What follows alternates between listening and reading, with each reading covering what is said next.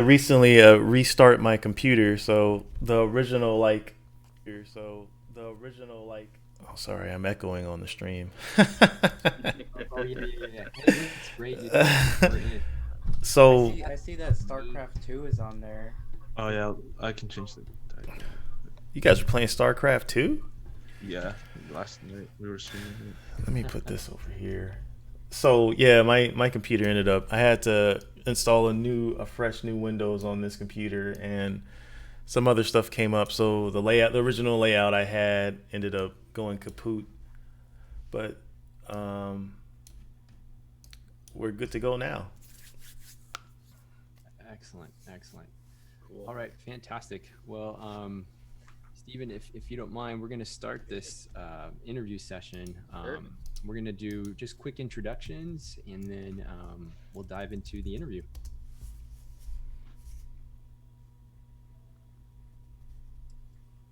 My name is Lorenzo Martinez. I'm the treasurer of the Esports Association. My name's Romizan Blancas. I'm the team captain for the Overwatch team.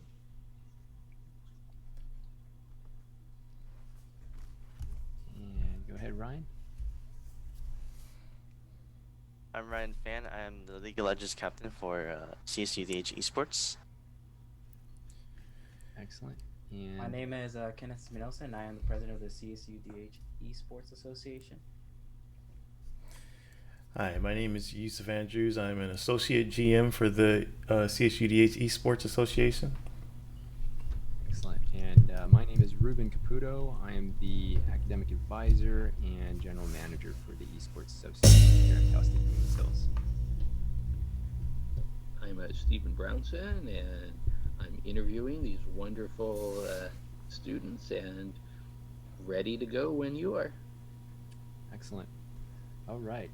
Well, first of all, thank you all for jumping in, and big relief that you are all done with finals. So take a deep breath and pat yourself in the back. You guys did it. So great job. Couldn't be more proud as the of you guys. So if you don't mind, Stephen, go ahead and lead us off with questions Sure. for the association. Well, here's the basic format. They're open-ended, and whoever wants to join in on the specific questions, it's sort of like basic elements that a high school, middle school, or something would need in order to start out their team. So, first question, how did you even get to the team formation? What is the process for forming an esports team? I think the key process that I experienced was getting to know everyone first, because if you guys want to be succeed as a team, you guys have to know how you guys have to know each other basically and how you guys play and whatnot, but also have that relationship outside of the game, because that just builds a lot of chemistry and a lot of trust, and then you can rely on each other, and once you get that set schedule going, you just get that ball rolling, and it's just upwards from there. Anyone else can chime in. Go ahead, anyone.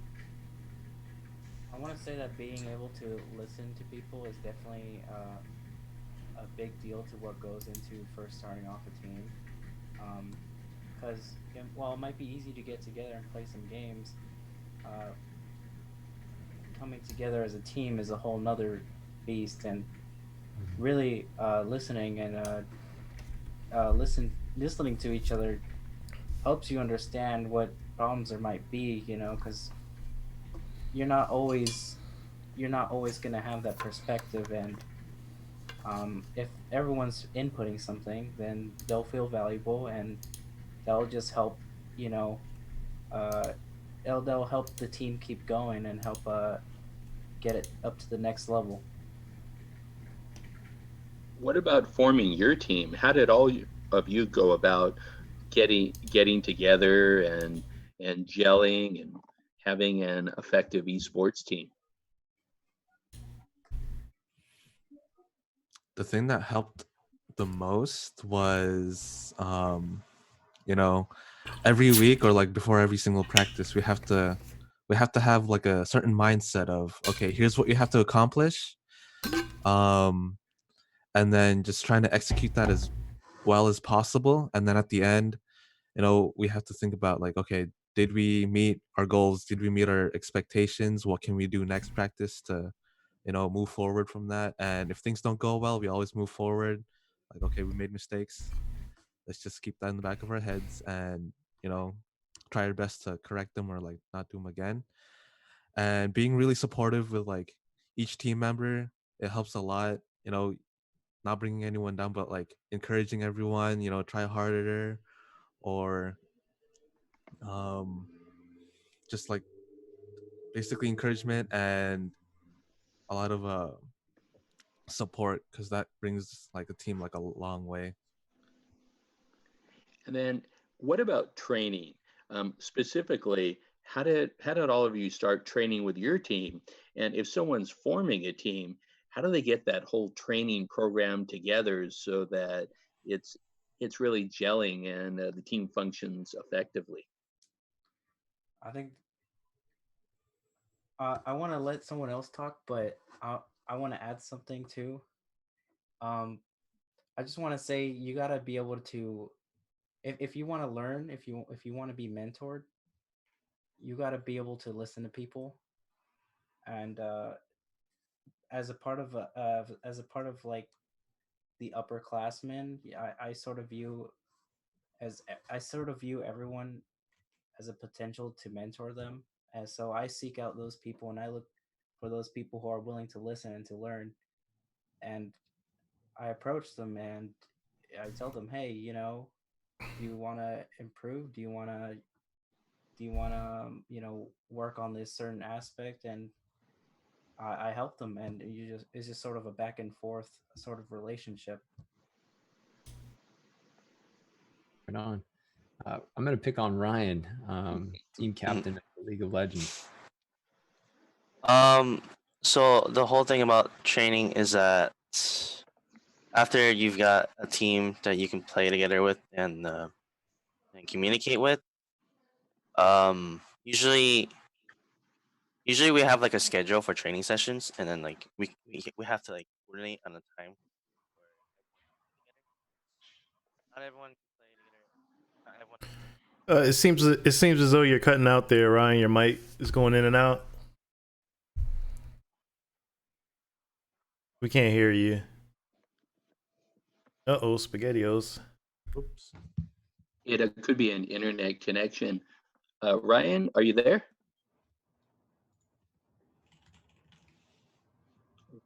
Man, it was working just fine too. It just cut out, right? Yeah, Right when it it, was getting Yeah, good. it was great. the internet has been sketchy. What about you, Lorenzo? Um, what about your training? What do you recommend? Let's say it's a high school team or a middle school team. How can they start to be working? I mean, do they just jump into the game, or what do they need to do first? Well, I mean, since I'm not part of a team, since my game is more so individual based, the way I've trained is just always showing up to the game room with my friends and playing. And the more and more you do it, like it all started off as having fun, and then slowly you start to improve naturally, of course. And then that's when you really gotta start saying, okay, what do I need to improve on more? What are my weaknesses? What are my strengths? How can I improve? Um, Also, like Kenneth said, going in with an open mind is super important, because if you're in denial all the time and saying that no, I'm not making these mistakes, you're not going to make it very far. But if you really drill down on what you need to do, you can go pretty far, and that's one key element to overall improvement.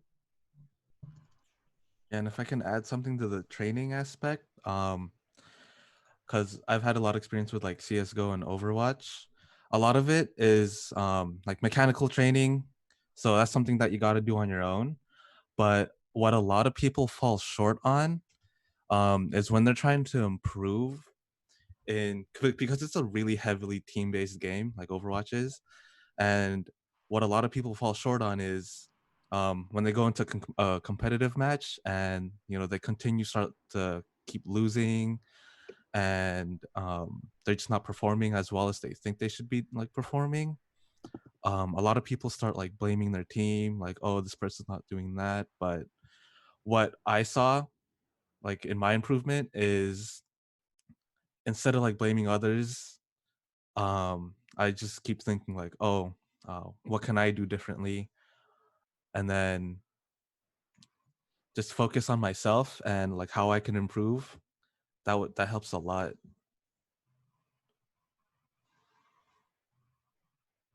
Now, this is another key one linked to it. What about maintaining your personal health and wellness with esports? Because I know sometimes as an instructor, I can be behind the computer for 10 or 12 hours. I forget to eat, rest, or other things. What do you suggest that the K-12 students do, and what has been your experience?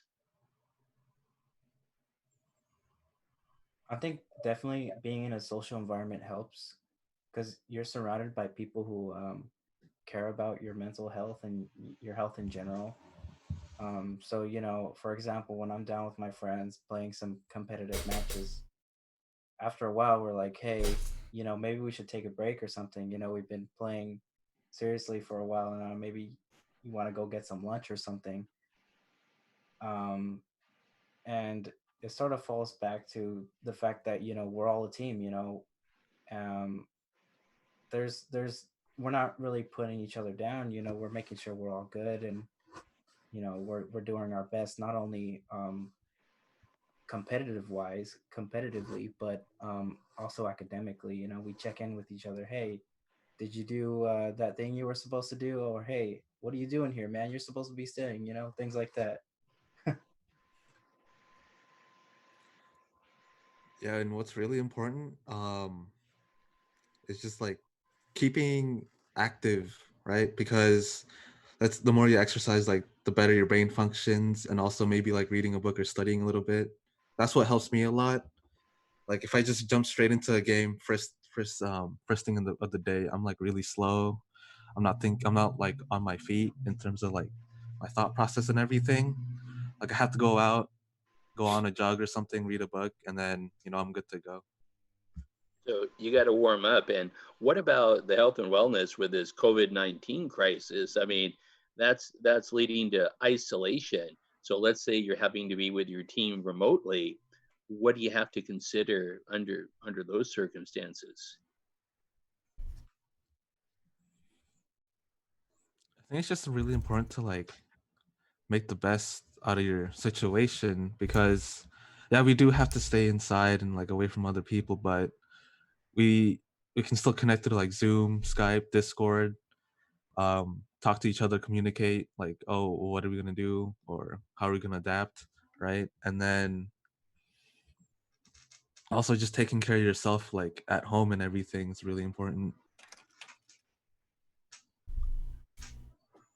Ryan, are you there? Yeah. Oh, hello. Awesome. Welcome Hey, Rick. back. So, Oh, so we're looking at health and wellness. How do you say, like, emotionally set, ready socially with your team? I mean, let's say that you're giving advice to a high school team and they're stuck at home.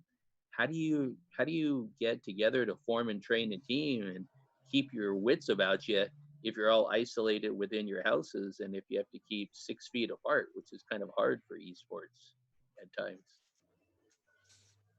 um. So in order to keep up with the training, even though you guys are all isolated, we usually have like an app or application that we can all get together and connect with, like Discord. It's a really good app for gamers, Mm. and we could all like go on there and chat and voice chat if you wanted to. But the thing about the training practice sessions is that I also have to schedule everyone's times as I was talking about earlier, and not everyone is able to play at the same time or has a lot of free time because they might have like work or other stuff that they need to do, right? So typically we schedule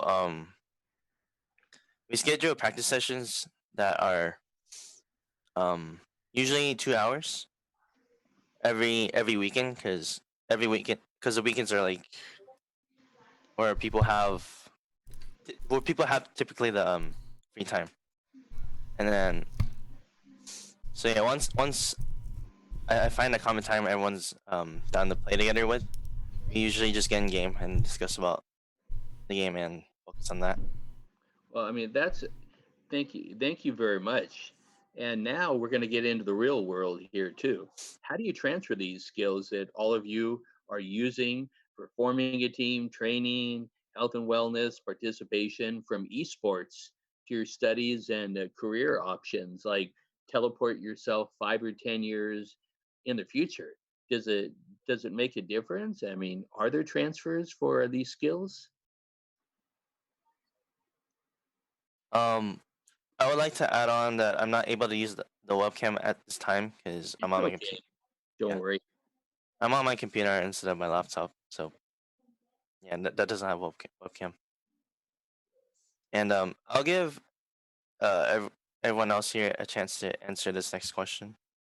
So, I mean, as far as like things that you develop that go on to help you, like quote unquote the real world or like looking for a job. I mean, esports, being in a team in esports, it's all about developing those communication skills. Those managing skills, that awareness. Your ability to draw in different ideas, different sorts of perspectives, and you know get something out of it. To help yourself. But I feel like one of the most prominent things that going into esports that you can come out with for sure would be perseverance. You gotta keep going. You're gonna lose a lot more games than you're gonna win as you learn. And um going in, the more and more you play, the more and more scenarios you're gonna be set up with. And you're gonna persevere, because you want to win, and that's gonna transfer onto the real world. Thank you. And adding on what the Kenneth said, esports tells you, shows you and teaches you how to lose and how to take a loss, and you know, a lot of it's like a very valuable skill because we, we're developing as like professionals into our careers and everything, and just learning how to lose, and learning like why you lost and whatnot. No, it just can go with anything. Like, why'd you fail a class, or like why'd you fail a test? You know, um, and in esports, a lot of losses happen like more often, and it's just an opportunity to learn and grow. Like, oh, why? What can I do differently? How can I improve myself and all that? And it's just like a really valuable skill. The one thing esports has really prepared me well for is time management, which has not always been my best strength. Um, but basically, what happens over time is that what is your hobby becomes something as a practice. Like, oh, hey, I have to play this game to get better in time for this tournament in a week. And as college students, we're very busy with our schoolwork as well, so it becomes kind of a juggling game for us to do. And I feel like that's something that really helps us prepare for the professional life, because we are going to be very busy right after college as well. I think two more things like esports can actually teach you is communication and multitasking. So communication within a team, a lot of times like well there are a lot of times where um five teammates are thinking on the same page, and there's a lot of other times where one team wants to go for this certain action while the rest of the team wants to go for a different one, and we can have something that's called conflicting calls. And if teammates aren't on the same page, then that often leads to defeat or losses. So in that aspect, it's really important to communicate to your team what you want to do and what's your game plan, so that everyone can adjust accordingly and be on the same page so that we can meet this certain goal. And another thing about multitasking is that in game, in a lot of games, there's a lot of things that you need to keep track of. Like when is a certain when is a certain interval to go in and fight S5, or when is this particular thing coming up that we need to prepare for. And there's also a lot of things you need to keep track, like timers, or what things to buy, or how to optimize your build. And what I mean by build is that there's a certain there's just a certain specific order of items you need to buy, and like there's a lot of categories for it. And it's also important to keep track of that, as well as paying attention to how well your teammates are doing. And yeah, there's a lot more stuff to multitasking than that in esports, but that also emphasizes why esports is so important. If I can add on to the whole thing, being a person who actually is in his professional field now, and is now out of college, I can say that there are some things that I've definitely experienced through my time in the FGC or esports. And quick note, FGC stands for Fighting Game Community. So those typically are just what you see and what you hear, fighting games. Lorenzo can attest to it because the game he plays is considered a fighting game, I would say, and it's more of a one-on-one basis. But you do compete in teams sometimes, and I think the big communication thing that Ryan is emphasizing is big, because the big saying in the FGC is that in order for you to grow as an individual or a player, you have to meet new people, and you have to meet people that can help see your gameplay with a fresh set of eyes, so that they can then see things or see mistakes that you're making that you may not be, or that you may be numb to because you see them all the time. So not only does it bring in communication, or rather force communication, but it also brings in analytical skills, because in order to improve, you can't keep doing the same thing over and over again. And if you want to change things, you have to really sit down, sit back, take a look at what's going on, ask people other questions. And what I'm describing is a lot of the kind of stuff that happens in education when you're writing a piece of paper and you can't quite get the verbiage correct, or maybe there's grammatic errors all over the place that you're not seeing because you've already looked at it a dozen times and it looks correct in your eyes. These are the kind of things that go on in esports and in fighting games.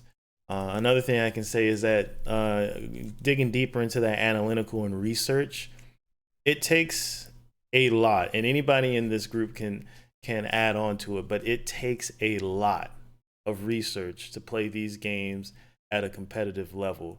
What Ryan was attesting to, or what he was trying to describe when it comes to builds, League of Legends is far more complex than you can imagine, or than what you just see on the screen. There's different ways you can build a character. There's different items you can buy for the character within the game.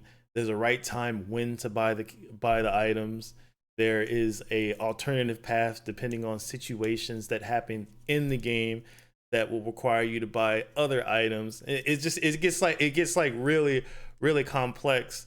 So it takes a lot of research to learn these things. So what I can say that helped me out in my field in IT is researching these issues. In IT, we have to, I guess you can say, Google a lot, because of how things constantly change and things constantly are invented and reinvented. So when we're looking up Google's, or I guess skills, or not skills, but problems or issues or troubleshooting in Google, we have to research very hard and very deep and make sure that we're catching everything right. It's the same with fighting games, learning frame data, learning character matchups, learning certain combos, learning what works on certain characters versus what doesn't work. All these things are things that you can bring into your professional world because it helps you with learning how to solve your problems either on your own or learning how to reach out to other people to assist with solving that problem that you have. The other thing that I wanted to say is that it really enlists discipline with you. I can attest to being a student that couldn't stand discipline. I couldn't stand studying. I couldn't stand doing my homework. I couldn't stand reading. I couldn't stand doing much of anything that would help me improve my test scores or improve my my essays. But I think it was really video games that helped me appreciate the value of discipline in the sense that it was the first time where I realized that if I put time and effort into this, I will see positive results that I want to see, right? That I want to beat these people. I want to win this tournament. I want to be competent with this character. It was the very first time that I sat down, set aside about 2 hours a day to do something, to improve on it, and to what's the word I'm looking for? Focus on it and just experience the whole mindfulness of it so that I can actually improve. And when I actually saw the proof in the pudding from putting in the time, putting in the discipline, putting in the research, I was able to make that connection with all of the things that frustrated me with school. Because then I knew what it took to really make that connection with school in the sense that, oh, if I just do this same foundation of discipline and study and research that I did into this Street Fighter game, into this math course, or into this paper, it's easy peasy because I've been through this already. And I would say that I know it could sound kind of corny, but I would say that in college and in high school, it really was a turning point for me when I started putting in time to be competent at this game, and the time it took, realizing how much time it took, and also seeing the gratitude from other players really helped me appreciate what discipline was, and it really helped me transition that into other things in my life, because then that in itself became a game. Learning how to be disciplined, learning how long you can sit in a practice session, learning what to research and how to research. All of that became a game in itself that transitioned into my work life and back in the day in my educational life. So But, sorry, all I of took you all that spoke time, about guys. no, that was fantastic. Thank you, everyone. And so with the overall association, and Yusuf, with your comments, you're showing that there's direct connections socially, academically, career wise, and it's a changing workforce these Mhm. days. Um, the workforce that I entered 30 years ago, it's going to be completely different to the one that you're going to enter in two plus years or less, and even more unique within 10 to 20 years. But if you can go with it, it works. And Joseph, if you don't mind, I've got a few questions to ask you. Yeah, go ahead.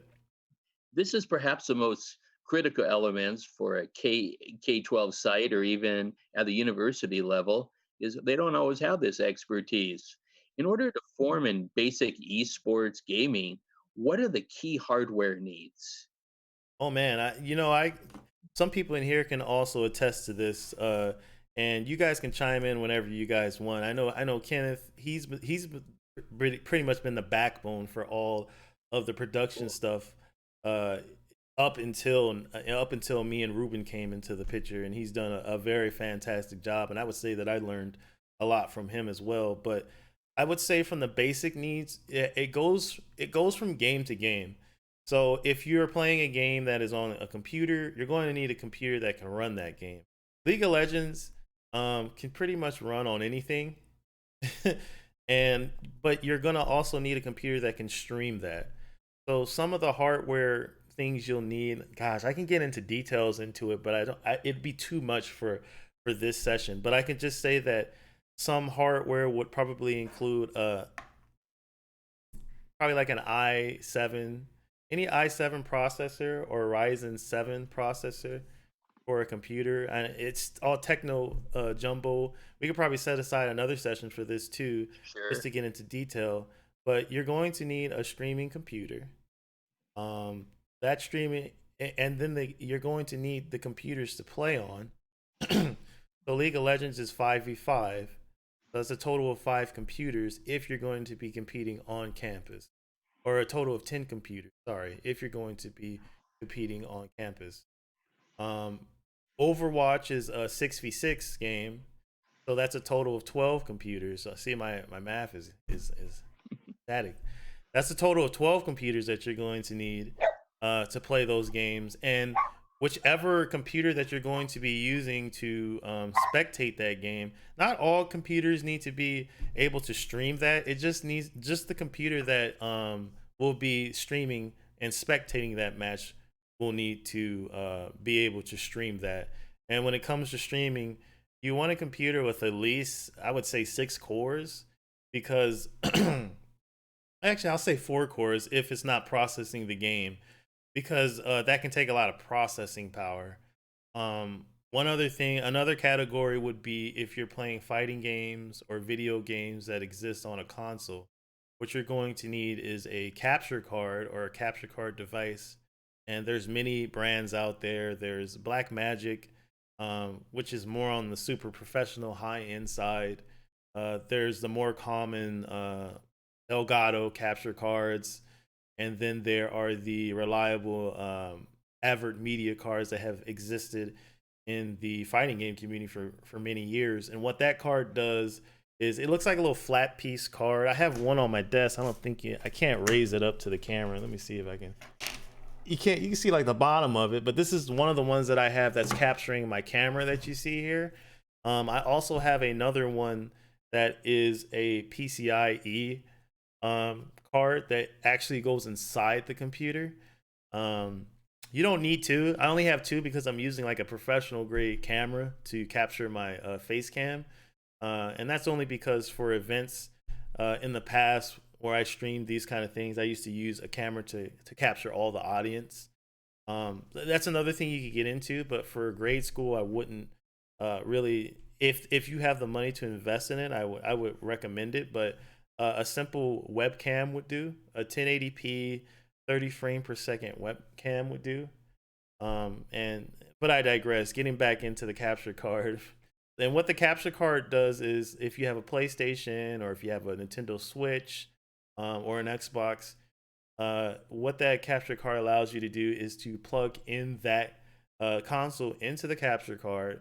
Then the capture card plugs into your computer via USB and captures the signal for that video game console for you to then stream onto Twitch or onto whatever platform it is you want to stream on. You're going to need a Twitch account, obviously. You're going to need a YouTube account if that's what you would like to stream on as well. Both platforms are fine. Twitch is more catered towards video games, so it'd probably be more wise to use that platform than anything else. Although there are other platforms coming into life. We have Facebook, which has been a good platform for smaller communities, even for gaming communities as well. I know that's picked up a lot since the COVID situation had picked up. And then, gosh, what else would you? We covered computers. We covered capture devices. We covered streaming computers. We covered Twitch accounts. Is there anything I'm missing, Kenneth, that you can think of? I would maybe suggest that if you were gonna buy towards the limit, maybe just to have like a dedicated streaming PC, because you Yeah. mentioned like if you were gonna play something like Overwatch, you would need to have 12 computers 6v6, but I would just recommend having like a whole another PC just for streaming. And make So sure to like, get LAN through everything too. Wi-Fi is yeah. not good. So That's important. I know that League of Legends, their graphical requirements are very low. So most computers can play that. I remember I've had computers where we were using the integrated graphics. Like we didn't even have a dedicated graphics card to run it. I have not experienced that with Overwatch. I have not played Overwatch on lower settings. And because of the nature of Overwatch, you want to be playing at 144 hertz. You typically would have to have a high-end computer to push those kind of frames. So another thing that I would recommend, if you can, is computers that have dedicated graphics. a lot, at least for the Overwatch scene, because a lot of times what educators will do, or what I guess starting off companies would do when they're trying to host these esports events or esports sessions or esports labs, is they'll just buy any computer that doesn't have a dedicated graphics card. It'll have integrated graphics, which is when the CPU also works as a GPU. But the problem is that integrated graphics may not be exactly what you need to run the game, or it may not just be strong enough. And on top of that, they'll try to stream with that one too. So going back to what Kenneth said is to have one dedicated PC that would capture that footage via a spectate. And then everything's either connected by LAN, which is pretty simple, or by servers, which can also be done, but you would need a good internet connection. One thing also is that it would be nice for you to have an internet connection. If you're going to be starting your own esports association on your campus, it is very important to run scrimmages against your in League of Legends against your 10 best players, and Overwatch against your 12 best players.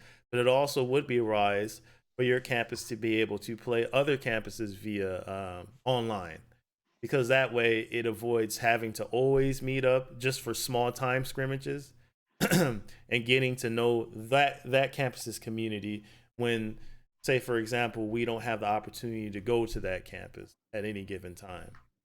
It just sets us up for more avenues to build community through more networks and more, platforms.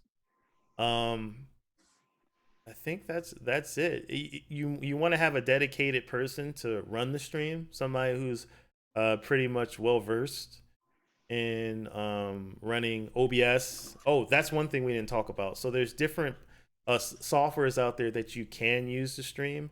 There's a lot of them actually. There's a software called OBS, which is the most popular one. It's open source, it's free, and it's fantastic. That's what I'm using right now to run this stream currently. I love it. I used to stream on another software called XSplit, and XSplit is free, but you have limited resources with XSplit with the free version. Like for example, you won't have good audio quality with the free version. You got to upgrade to the subscription based version, which gives you high definition audio, and you can use that. I don't know what advantages XSplit has over OBS. It's been a long time since I've used it, but I do know that there are some people out there that still use it. So there's some advantages out there. Twitch also has its own easy to use one that I wouldn't recommend because it's not very robust. But to not go too deep into it, for a short answer, you're going to need a software to be able to drive all the video inputs that you're taking or screen captures that you're taking, and then connecting to your Twitch chat, or not your Twitch chat, but your Twitch channel or your YouTube channel. You're probably going to need cameras. If you're starting off, you can just use 1080p cameras. They look like this. Little computer cameras that look like this. They're pretty good. They have decent quality. I'm pretty sure some of us are using this right now. Because of the pandemic that's going on right now, these things are very, very, very expensive right now. Unnecessarily expensive, like outrageously. But they usually go for like around $60. But you're gonna need a camera to capture players. You're gonna need a camera to capture commentators. And that's another thing that you probably want, is a good commentary. In League of Legends and Overwatch they call it shoutcasting. In the FGC and fighting games they call it commentating. You're gonna need a good group of people to do that. And going back to that question in the past about what can you bring over to the profession, shoutcasting and commentating brings out good what's the term I'm looking for? Speech skills, because you're constantly on the mic. You're constantly trying to analyze and explain what's going on in the game right then and there. So being able to analyze fast and being able to present, you become a great public speaker in the form of partaking in the shoutcasting and commentating. But going back to our question, I can't think of anything else. No, that was very comprehensive, Joseph. Appreciate it. Would any of you like to add anything else in about what they need to get started?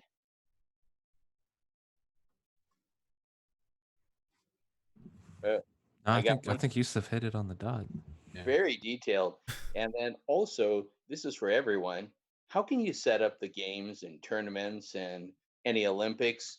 What's that whole process? Let's say you don't have any idea what to do, and it's your first time that you're doing League of Legends or another activity. What do you have to consider? I think the first biggest step is to actually like network within communities to actually start like scrims and whatnot. So that's like one of the most important steps to take, finding a community that wants to play competitively and wants to improve. Um, so the question was like, how do you set that up? Like, what does that look like? Yeah, how do you organize it? I mean, what's the entire process? So if school one wants to play against school two or classroom like 10th grade versus 12th grade, what's involved in setting up these multi games or larger tournaments? Gosh, there's so much involved, and there's like professionals out there that actually are called like called to consulting for this. Me and Ruben met. I can't remember his name, but we met the owner for the esports arena, and he kind of like describes like what it all takes. Like, well, one, you need to have space. We need to have space for to be able to hold it. We need to have all the equipment. And if it's a live event, we'll need to have space for and chairs and whatnot for viewers or spectators to sit and watch the game. It takes communication. It takes scheduling. Gosh, making sure that all the schools have their transportation set up. If it's like K through 12, that's something that you have to coordinate with all the other campuses and whatnot. If I can go back into my band camp nerd days, I used to be in band when I was in high school. I remember talking to my band teacher and how when we would host like concerts, tournaments, we would have to coordinate with all the schools and coordinate their busing and all that stuff and the timing of everything. So if you're a school out there and you're looking to host an event like this where there's going to be different time slots, uh, I would suggest talking to your band your band teachers out there and see if they've ever hosted any concert tournaments because it's kind of similar actually. You may have schools come in at different time slots or they may come in at the same time, but you're still gonna have to coordinate when they perform and when they need Let's to go. exit stage. Let's go deeper. What about for all of you with this COVID-19? We can't get everyone together. So how do you do tournaments and games? Let's say Kenneth's team wants to go against Ryan's team. What do you do in the era of COVID-19? Yeah, I'd like to add to that. So now we're looking at more online tournament or scrimmages, if you will. Just everyone is in this remote space, not congregating in this land space. So, I think something that everyone already shared, but it's the just touch note of that. So a key communication application, like we use Discord, for example, that communication app has helped basically identify what other associations are doing with different servers. That gives us some kind of idea where they're looking to do in the upcoming schedule. And really, it's just to try to form good relationships and seeing if schedules align. On top of that, too, is this creating this like even playing field, which is very critical. So part of the development piece, which Yusuf does a great job in, he really helps our players just develop in their skill sets, is to be able to essentially meet sort of a criteria where they're in a even level playing field so that they can compete against another team that is around the same rank, if you will. And so that's sort of how a lot of these reports and analytics are able to download and record. And we've also gotten, excuse me, creative on trying to capture that kind of statistics, which has a lot to do with esports. So, for example, not every game has a built-in API that can tell you all the analytics, which is very powerful stuff. It's information that relays to someone else to say, okay, this is who this player is, and this is what they've accomplished and their achievements. So we have to essentially get creative with that, take notes, detailed ones, and be able to support that. It's almost like your digital resume in your gaming career, if you will. So if you want to compete, those are some of the trade-offs that would be given. So that way there is this level, even level playing field. And I think when you accomplish that, you basically accomplish now some form of entertainment value that comes away with it, right? So you want to see two teams competing, not necessarily outmatched in any way. This is even, and you can see the skill sets, and you hope to develop those skill sets over time so that you take yourself to another level, another rank. But yes, I would say that networking piece is very key, and being able to help formalize a network infrastructure within your own association is also important, so that you can essentially broaden your network to more schools that are out there, or just other organizations that are looking to stage something in an online form. Thank you very much. And let me throw this out to the team and everyone else.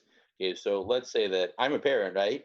And my kid's is doing esports all the time, and I'm wondering why. So what inspired? It's a two-part question. What inspired all of you to go into esports, and what do you view as the role about how is esports helping you guys out socially, emotionally, academically? I mean, why even do it? Uh, if I can add, my story is kind of funny. So I was a big basketball guy, but I stopped at 5'7". So it became for me it was like, and I'm like heavily like I'm a competitive guy at nature. Like I just like competing, and being 5'7", being like at the time 170, I wasn't ideal for football or basketball, and I wasn't fast enough for tennis or running track. So I think what gaming kind of allowed me to do was to make the playing field even for anybody in any physical disability. I mean, there's a player who I don't know what disease he has, but he's like in a wheelchair and he can't use his hands the way he wants to. So and he's a Street Fighter player. His name is Brawly Legs, and he literally fights with his mouth and one other hand. Wow. And he's like top tier, like he's a top tier player. So one of the way that I really got into esports was seeing an appreciation in a community that appreciated the competition and the stories and matches that the fighting games or even League of Legends and Overwatch brings to the playing field. And so I just wanted some of that clout, if you say. I just wanted some of that fame. But once I got into it and realized what it took, I learned to appreciate it for more valuable things like discipline, analytical skills, learning how to communicate with people, learning when to ask questions or ask for help, learning when to stop and sit down, learning when to slow down, and learning when to move on from a subject.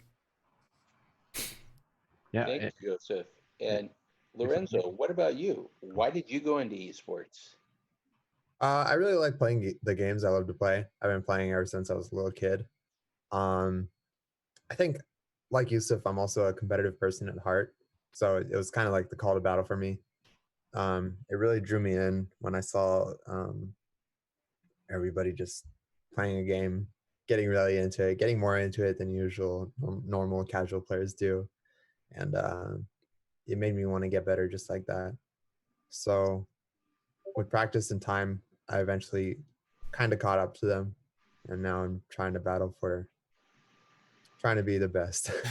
I hope you do become the best. Thank you. See, so it's that whole role. I mean, it teaches you persistence, right? Yeah. Yeah, with the games, with your studies, and also with your potential career in the future. Exactly. Yeah, and if I may add, especially for parents that are, have a child that is playing, whether it's casual or competitively, what have you, there's a lot more that goes on really when they put those headsets on, right? It's just great to dialogue with them and see what it is that they're passionate about, build some kind of bond relationship, just dig a little deeper into asking some of the questions that how are they using this form of thinking, because it's a lot of puzzling that's happening. Yeah, we have to be conscious about what the graphics are looking like, right? What's the visuals? But beyond that layer, there's a lot of coding, there's a lot of numbers, there's a lot of science behind it, and that's really the puzzle. That's where I've had a chance, and that's what got me into esports is really putting on a different set of lenses and seeing what these professionals are watching. Many of us just watch it for the surface level, but being able to go a little bit beyond that was very inspiring for me. And really looking at our 21st century learners, looking at our kids for today, they're all bored in school. They're all trying to connect in some way that it's we haven't, as in the education system, haven't yet elevated the engagement efforts to meet students in the middle.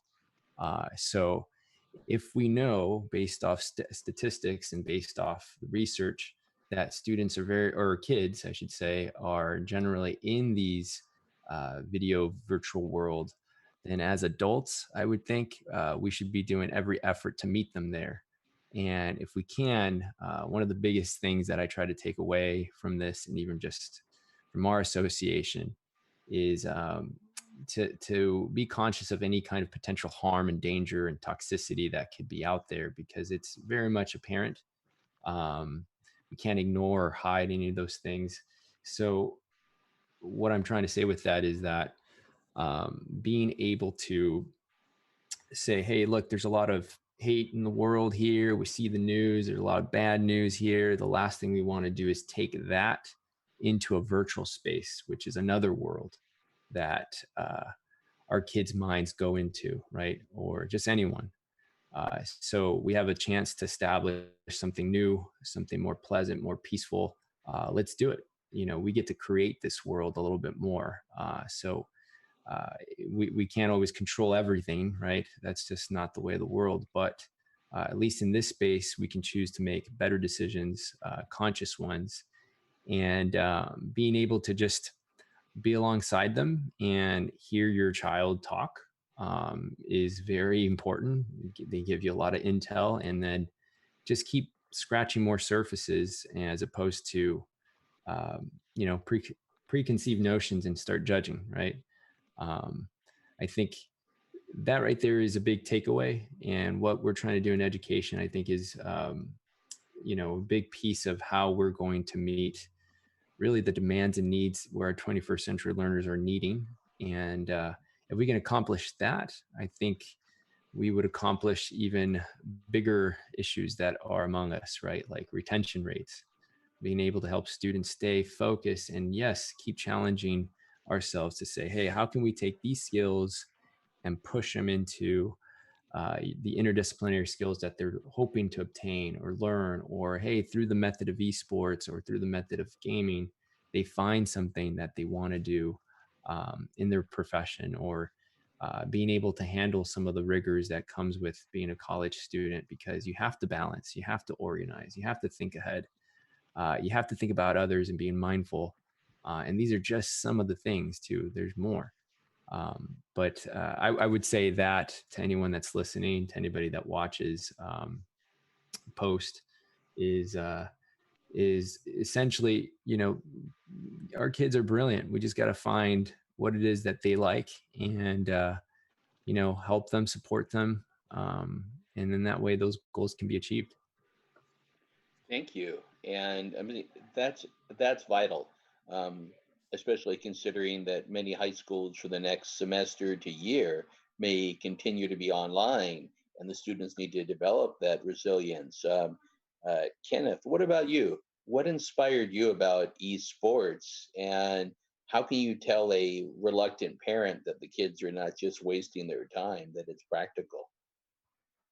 Uh, when I was first introduced to esports scene, um, I thought it was crazy because I'm coming from a game that's traditionally played as a party game. I'm talking about Super Smash Brothers.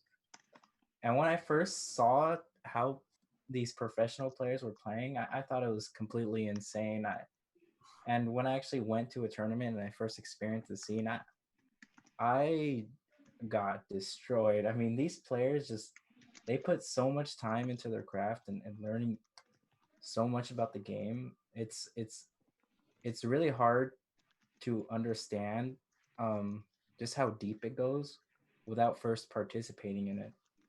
Um, and as I became more involved, I grew to really appreciate how the scene really values how esports really value um, equal opportunity for people. In the sense that what Yusuf was calling back to, how people with who have physical disabilities, might be able to get more out of esports than they might be able to in more physical sports. And I think that's important because not everyone can participate in sports, and why take that opportunity away from kids? The skills, all the hard and soft skills that they might develop, that they will develop, from participating in sports, and instead give them that same opportunity in esports. Um, it really seems like it just giving them more options is the way to do things. And the options can be vital for the students because then they learn how to be independent and make choices. Thank you very much. And Ryan, what about you? What engaged you or motivated you towards esports, and um, has it had any impact on other aspects of your life? Um, so what got me into esports was my older brother back when I was like a little kid. Um, he got me into the Super Smash Brothers series and the League of Legends, and I didn't even know it was called esports at the time. I just like playing those games with my brother, and then um, as I found out more and more about the scene, and as I found out that more of my classmates wanted to play those games competitively, I kind of just like I kind of just hopped on the train and just had this desire to get better at both of those games. Thank you. And Romy is on. What about you? Well, I've been playing video games like basically all my life, but when I figured out or when I saw that there were people competitively playing, like this first person shooter that I was like really into, it was called Counter-Strike. It just hooked me. So I always started watching it, and throughout my middle school and high school career, I did play like football and basketball, but the thing was like there was always someone that had like an advantage. I want to say it was like unfair, but in middle school, I don't know if it was fair or not, but I was 12 and I just remember seeing this one other kid. He was like 6 feet tall, and it was just like kind of unfair to me. I was like, wow, okay, he just has like an advantage. And then in football, there was always like these NFL built linemen in high school, and I'm like, okay, what the heck? And you know, when we go into esports and we go into like first person shooters, strategy games, or like team based games, it's basically your mind and your creativity against everyone else's, and it's just more balanced that way. And if it's like, if you know, for example, StarCraft, it's a real time strategy game. It's basically your mind against like the other person's, and it's basically, you know, who comes up with a better strategy, who pulls it off that more efficiently. And yeah, that really like resonated with me because, you know, like me, I'm not like 6'4", I'm not like 300 pounds. So, you know, being like in esports and competing, it's just like it's it's a lot more fair. And also yeah, like I said, it's just my mind against theirs. And then I can also like improve, because the first time I saw, you know, that competitive Counter-Strike match, I started putting more time and effort into, you know, getting better. And over time I realized like, wow, I actually like got a lot better. It was to a point where I was actually better than like my brother, and he was in high school at the time and I was only in like 5th grade. So it was really accomplishing to see that, you know, the work and dedication that I put in paid off. And every time, like, you know, a semester starts in college, I always think of that moment. And yeah, it just pushes me to be like better. And that one time that like actually pushed me to like be better was when I started like organic chemistry this semester. It was so hard. I started like the first 2 weeks at like 60%, and I was about to drop the class, but I just remembered like, you know, there's people out here just putting in time, work, and effort to improve. And, you know, that's what I did. And I just, you know, I finished the class with like a B. So I'm really proud of that. It's good, man. It's good. So that's fantastic. And um, is there anything else that any of you would like to add in um, individually, overall, as any closing comments? Gosh. If you're looking to start an esports association, just I think the most important people are the players and the kids that are going to be in it. Just if you're a leader, listen to them, figure out what they want to play. Try to head them in the right direction with different video games. I think that's the biggest thing we can do. Is just figure out what you have first before you try to enforce something, because you know, it could be tough. And if you don't have that community that likes this X game that you want to play, right? Start marketing that game. I think that's the best way to do it. Develop like some kind of a communication hub too. Here at the Esports Association at Cal State Dominguez Hills, we've recently have been trying to bolster our Discord community so that we can, you know, be more communicative towards each other, and we can hear suggestions from anybody from anywhere at any time and look back on it. In our Discord, we marketed our Twitch channels. We marketed our practice schedules. We talk about our gameplays, and we share data. We share matchups, or we would like to. Get into online socialing like that. Download Discord if you're an educator, or if you're a teacher or somebody who's getting into this, or even a parent that wants to do this for their child's school. Download Discord, take a look at it, figure out how it works. Make a family server and just invite your families to it and learn it through that way. And get through all the avenues and all that stuff through it. I think that's the biggest thing that's going to help you is being able to open up a communication line between you and your students, or you and your children. That's what's really going to get it going and get it going fast. Yeah, I'd like to add that and piggyback on that too. Is just essentially don't be daunted by anything. Honestly, there's many millions of people that can do this setup. When we were talking about equipment, yeah, there is a economical way for anything and opportunities to think outside the box as well. Um, it's not a cookie cutter type of method.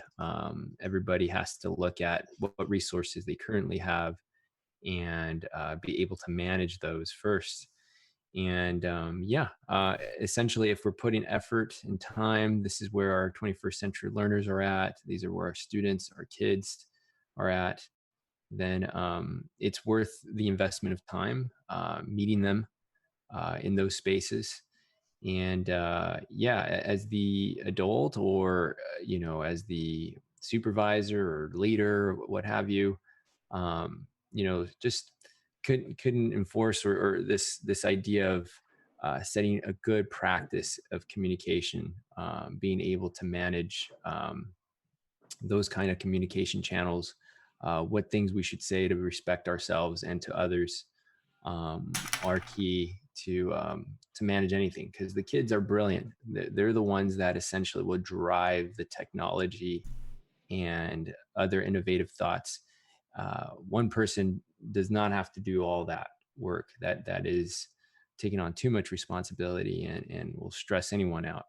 But yeah, just getting to know other people, seeing what their skill sets are, and really investing some time of trying to know personalities.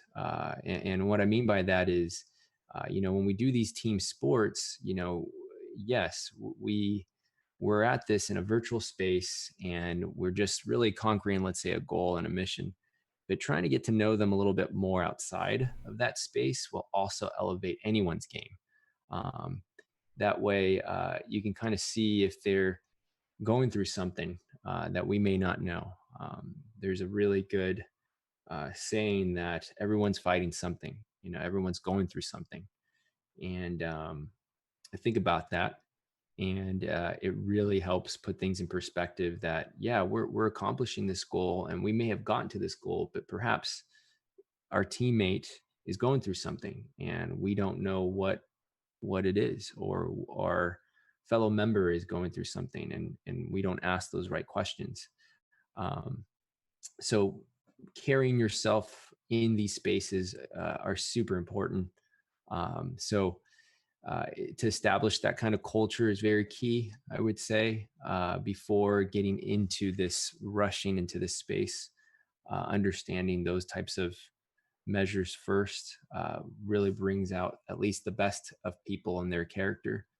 And yeah, and just as much as possible, learn and uh, take everything as a learning process, and also as a growing pain as well, because we're not perfect, and our systems sometimes break down and technology may fail us at times. uh, just take it as a learning experience, and don't be daunted by any of it. It can be done, and there's lots of how-tos and user-friendly information out there and equipment out there. And really, you have an institution like ourselves that are willing to give information for free and help mentor and showcase what we've learned. So if I could leave you with those thoughts.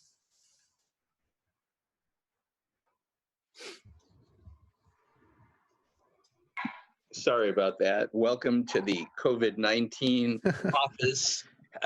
We had a little noise in the background. I had to change rooms, and I want to go through Kenneth and the rest of the team in a 1 minute nutshell each. Any final comments from the esports team? Just like some word of advice, really. Like if you don't know how to do something, just remember, like you can learn everything online. YouTube tutorials, articles, anything. So if you don't know how to stream or if you don't know how to play a game, you can just search it up. You don't have to rely on anyone, really. Be afraid to rely on the community.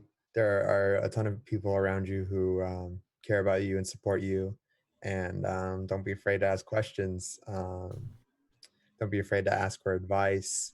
It's all about the learning process. That's what you got to go through.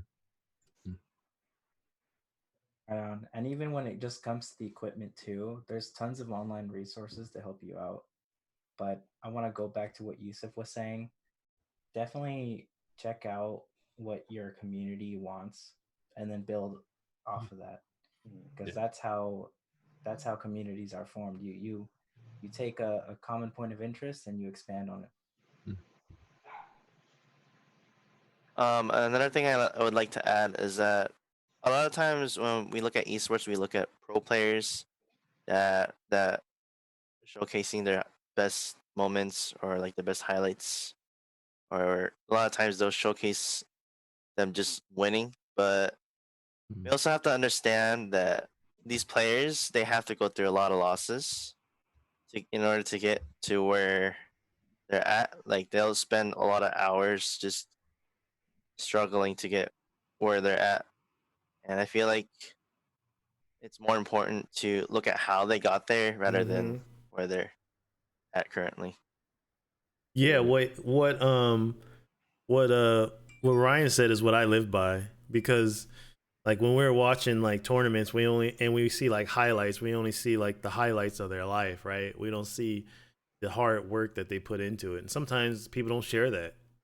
So don't get discouraged if you lose a lot, because they lose a lot too. It's not just something that you're experiencing, it's something that everybody experiences. That was something that kind of held me back in the past. It was like, look, man, all these guys are winning this easy, but you know, they don't show the hard work, they don't show the loses that they went through. And I think a good avenue for that is if you have a favorite player in any game that you play, watch their Twitch streams or whatever platform they're streaming on, because then that'll show you the real sweat and grind that it takes to get that good. Or you can just learn, you know, their habits and their tendencies, and adopt them for your own gameplay.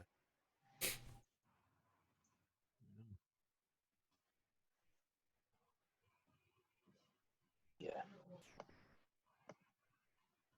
Terribly sorry, everyone. I had another interruption here, but I mean, I want to thank all of you guys. I mean, in this whole COVID-19 time, taking the 90 minutes to be with us, to guide others, whether it's at the college level or the high school level, what Ruben's doing from the big picture and Joseph from the technical picture, and all of you guys just by forming the team. I mean, I know you may not think it's much. Yeah, we're just playing games, but the bottom line is you're forming a community, you're keeping yourself mentally healthy. So, Ruben, is there anything that you wanted to close with? Because we promised them 90 minutes, and I want to be cognizant of their time. No, thank you. No, I can't. I mean, it's this whole idea of let's just meet our students or kids in the middle, that I can't harp on anymore. And yeah, you guys got a chance to hear some of great voices here, our students that are aspiring to do great things just even after college. And yeah, during this COVID time, esports has not stopped. We're still pushing on forward with more events, more tournaments, more showcasing of our learnings, if you will, and other sets of programs that we're trying to promote here as a university that will hopefully become industry leading soon. And we want to welcome anybody who wants to talk and dialogue and partner with us. So yeah, you have essentially this recording, and hopefully, you know, we'll have more details, information that get you contacted with us if you'd like to know more. And I can't think of, you know, anything else to share of. Just, you know, go out there and you know, just do as much good as you could possibly do, especially in that virtual space. And yeah, hopefully we will get in touch more often and release more content like this to help other associations get ideas, and we can have more specific topics as well if it warrants more. Well, thank you, everyone. I really appreciate it, and you guys have a wonderful summer. Likewise. Take care, everybody. Thank you. All right, bye, guys. Bye. Thank you for everybody that tuned into the Twitch stream. we'll be uploading this to YouTube sometime in the future, and you guys have a good day. Welcome to the new week. Have a good Goodbye. Bye bye.